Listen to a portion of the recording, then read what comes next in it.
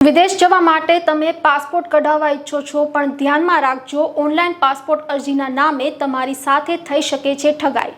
મંત્રાલયે પણ આપી દીધી છે ચેતવણી. ભારત સરકારના વિદેશ મંત્રાલયના ધ્યાનમાં આવ્યું છે કે ઘણી છેતરપિંડી આચરતી વેબસાઇટ અને મોબાઈલ એપ્લિકેશનો અરજદારો પાસેથી ડેટા એકત્ર કરી રહી છે. ઓનલાઈન અરજી ફોર્મ ભરવા માટે અને પાસપોર્ટ તેમજ સંબંધિત સેવાઓ માટે અપોઇન્ટમેન્ટ શેડ્યુલ કરવા માટે વધારાના ભારે ચાર્જ પણ વસૂલવામાં આવતા હોય છે. આમાંની કેટલીક નકલી વેબસાઇટ ડોમેન નામ .org.in.com માં નોંધાયેલ છે.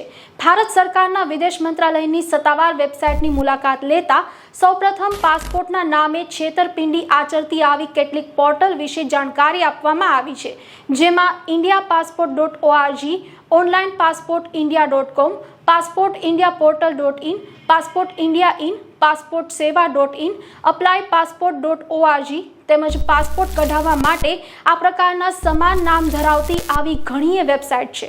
આ પ્રકારની છેતરપ આચરતી વેબસાઇટના સહારે પાસપોર્ટ કઢાવવાની પ્રક્રિયા કરવામાં આવશે તો અરજદાર છેતરપિંડીનો ભોગ બનશે. ભારતીય પાસપોર્ટ અને સંબંધિત સેવાઓ માટે અરજી કરતા તમામ નાગરિકોને સલાહ આપવામાં આવે છે કે આવી છેતરપિંડી આચરનારી પોર્ટલની સાથે કોઈ પણ પ્રકારે વ્યવહાર કે પ્રક્રિયા કરવી નહીં.